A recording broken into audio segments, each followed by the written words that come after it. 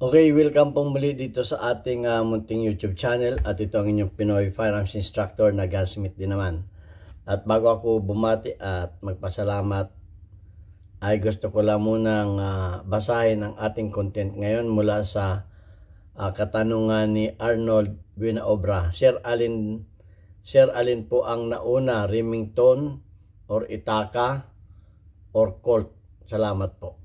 Okay, historia naman tayo ngayon. Baka mababas na naman tayo ngayon. Baka sabihin, hindi naman tayo historian. Kasi nung mga batas naman yung tinatanong sa atin, ay sinasabi naman na hindi naman tayo abogado, hindi naman tayo taga-FEO. Eh, ganun po talaga. Pag ikaw ay isang firearms instructor, talagang dapat alamin mo pati history ng mga firearms. So, tinatanong sa atin yan, tingnan natin ang ating research kung paano. Hindi naman tayo nabuhay ng mga panahon na yan, kaya di natin ganong alam yan. So sasagutin natin yan sa abot ng ating maliit na kaalaman. At bago yan ay gusto ko lang muna kayong pasalamatan sa inyong pagla-like at pag-share dahil tayo umabot na ng 45,300 plus na mga subscribers. At lalo tigit, maraming salamat do sa mga hindi nag-skip ng ads dahil kayo nakakatulong para tumaas ang ating revenues, na kung saan ang ating kita sa YouTube channel ay tinutulong natin sa ating mga beneficiaries sa pagiging pagtulong sa anak ng mga single parent. 6 po yung ating tinutulungan para sila ay makapag-aral, at least mabigyan natin sila ng school supplies at mga baon sa paralan. Kaya maraming salamat doon sa nagpadala dito sa ating GCash number. Yan po ay wag ninyong tawagan, anak ko po yan at tresurera ko na tumatanggap ng inyong tulong para maipadala sa ating mga beneficiaries. Okay, kaya maraming salamat. Excuse me. Kay Jubit Francisco ng Teresa Rizal sa iyong pagpapadala dyan sa ating GCash number. At ngayon din maraming salamat doon sa nagpadala sa ating premiere videos kay Sir Noli Peace America ng Virginia, USA. Malaking tulong, sir, ang inyong nagawa sa ating mga beneficiaries. Nabili natin sila ng mga school supplies at ngayon din nabigyan natin sila ng mga pambaon sa inyong mga pinadalang tulong. Okay, ang Panginoon ang bahalang gumanti sa inyong mga kabutihan at sana marami pa ang gumaya sa inyo. Okay, sa katanungan ni Arnold Buenaobra, alin ba ang nauna? So tingnan na natin yung kasi ang alam nung iba ay ang nauna ay Colt. Okay, so tingnan natin kung anong nauna. Ang sabi dito sa history ay, among the listed gun manufacturers, Remington is the oldest. Remington was founded in 1816. 1816 ang Remington, marking its oldest gun manufacturer in the United States according to Representative Claudia Tenney. While both Itaka and Colt has been businesses for a long time, neither has the same longevity as Remington. So, nauna ang Remington. Ang sabi ay, ang Remington ay founded in 1816. Remington has a long history of producing firearms and ammunition. Okay, ito yung pagpo-produce ha. Ang Colt naman is also well-known and established firearms manufacturers. It was founded 1836, making it younger than Remington. So, may nagsasabi din na 1855. So, pero ang first na ginawa ng na baril ng Colt ay noong 1836. Pati tingnan natin. Pero established naman sila noong 1855. Ang Itaka naman, while Itaka Gun Company established in 1880, it has a shorter history than Remington. So ayan ang basa natin sa Tingnan natin ang history muna. Ang sabi dito ay Remington and Son in Illinois, New York. It was the oldest gun maker in the United States and claimed to be the oldest factory in the country. It still made its original product. The company was the largest rifle manufacturers in North America according to 2015 statistic. Okay, so yan, largest largest rifle manufacturer Remington. Kaya kung kayo may mga rifle ng Remington ay may history yan. Okay, ang Itaka Gun Company, gun maker popularly known as Uncle Dan Lefevre. He is the best known as the inventor of the hammerless shotgun. Okay, ano naman siya? Nakilala naman siya sa paggawa ng mga hammerless shotgun. Si Uncle Dan Lefevre. Okay, yan ang sa Itaka naman. First introduced in 1878. The company was in the business of gun manufacturers until 1916 when it was incorporated into Itaka Gun Company in Itaka, New York, which continued with Lefevre gun production. Yan naman ang sa Itaka. At yung Remington ay nalipat yan ng sa Georgia. Tingnan natin kung paano nalipat. Remington Arms, the oldest gun maker in America, has announced that they will close door in March 2024. O nung 2 years, mahigit lang isang taon, the United Mine Worker Union, who present workers at the Illinois plant, have confirmed that the company was created by Eli Remington. Okay, ang nag-create talaga ay si Eli Remington in 1816. Okay, so yan, Eli Remington, tandaan niyo ang nag-create niyan. Bigyan ko kayo ng exam. Noong 1816. Pero nag-announce sila na nung March 2024 ay sila ay magko-close ng door. Tingnan natin kung bakit. October, ang sabi dito ay founded in 1816, Remington holds the title of the oldest gun manufacturers in the United States. Sabi pa dito ay Colt is the original top, pero ang top gun manufacturer sa United States ay Colt. Okay Ang oldest at famous sa mga shotgun ay Remington. Pero ang Colt is the original top gun manufacturer in the United States, dating back to the early 19th century, Wild West. Defense manufacturer's gun to military law enforcement. Kaya sumikat na gusto ang ang Colt dahil sila nag-issue ng gumawa ng mga baril ng mga military enforcement. The Itaka, ang sabi naman sa Itaka ay the Itaka Gun Company founded great success when 1907. Nag-success ang Itaka noong 1907. So, kumbaga, sumikat naman ang Itaka noong 1907 kahit pa sila ay nag-umpisa noong 1880. Sumikat sila noong 1907. They purchased Emil Fluess 1895. Patented shotgun with only 3 moving parts per barrel. Sa mga shotgun naman, sumikat. Okay, so kanya-kanya sila ng specialty, kumbaga. Baker upgraded the design for mass production, and with the design, the Itaka Fluess double barrel shotgun surpassed Remington model. The shotguns became, so sumikat naman sa shotgun. Tinalo pa yung Remington model.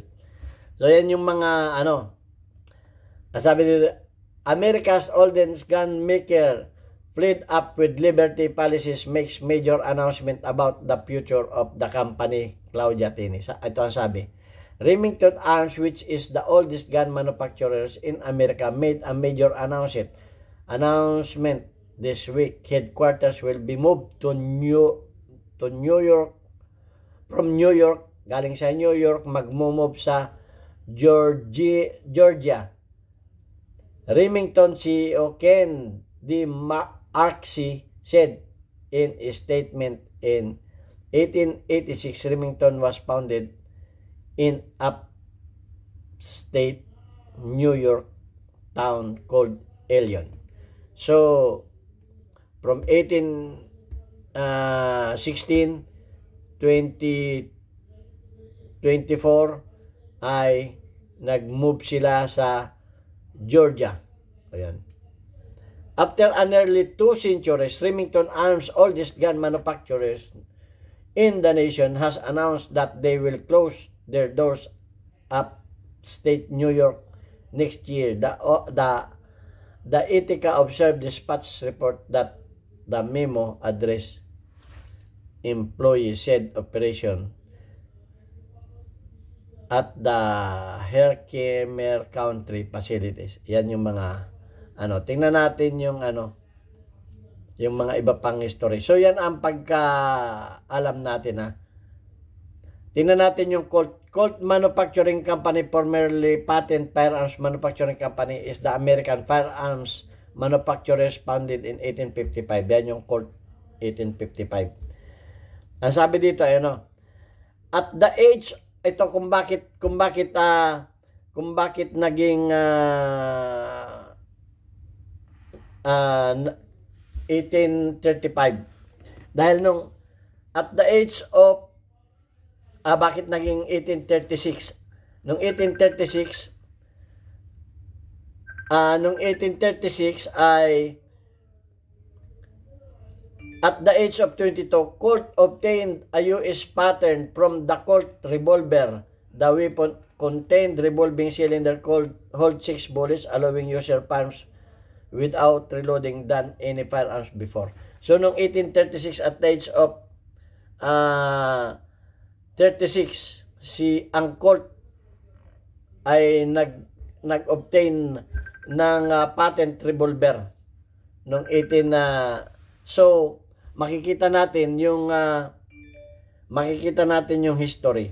Although naging noong 1855, ang Colt noong 1855 ay na-recognize o although sila ay nag-umpisa noong 1836 ang first revolver nila. So ito, at the age of 22, Colt obtained US patent. Ito na rin yun. Yung ng Colt. In 1836, si Samuel Colt built his first factory in Paterson. Sa Paterson pala nag-umpisa, Paterson. In New Jersey, Patent Arms Manufacturing Company, and began making in Paterson revolver. So, 1836 talaga sila nag-umpisa. Colts Manufacturing LCC is an American firearms manufacturer founded, pero founded sila din, may nagsabi din founded in 1855 by Samuel Colt. Samuel Colt that has become a subsidiary Sikh Holding Company, Sikh Republic, Successor Corporation, Colts.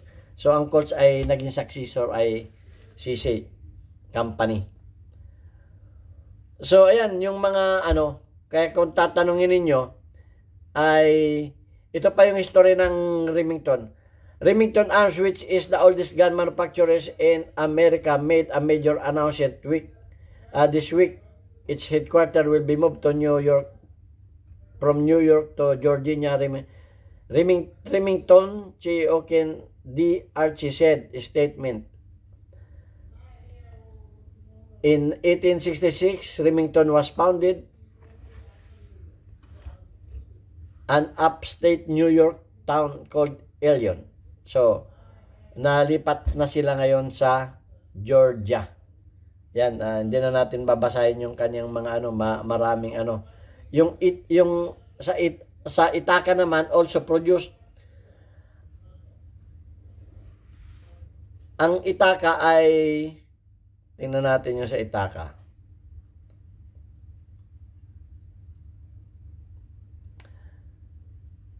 Ithaca, ang sabi sa Ithaca ay gun company also manufactured 1911 pistol under contract during World War. So ito na yung sa Ang sabi sa Itaka ay, this is the history of the Itaka Model 37 and Model 87. The Model 37, the pump action. Sa mga shotgun, sumikat din ang Itaka. Itaka, the Itaka Gun Company, a manufacturer of shotgun and rifle, was established in Ithaca, New York in 1883. It made numerous firearms, most notably the Ithaca Plus double barrel shotguns. O so sumikat nga ang sa mga nag-umpisa pa sila doon sa 1883. Ang Ithaca, pero na-establish sila noong 1880. So matagal na rin ang Ithaca. So yan ang hindi pare-pareho din yung sinasabing date ng mga historian dito. So yan ang masabi natin. At kung sa pagpuproduce naman ng 1911, ang nauna talaga ay Colt. Pagkatapos ng Colt ay Remington. Kasi ang Colt gumawa ng 1911 noong 1900s, First World War. Pagkatapos ay sumunod ay Remington. Remington ang sumunod. Pagkatapos nung Second World War ay Ithaca, gumawa na rin ang Ithaca nung Second World War. So ayan yung mga yung mga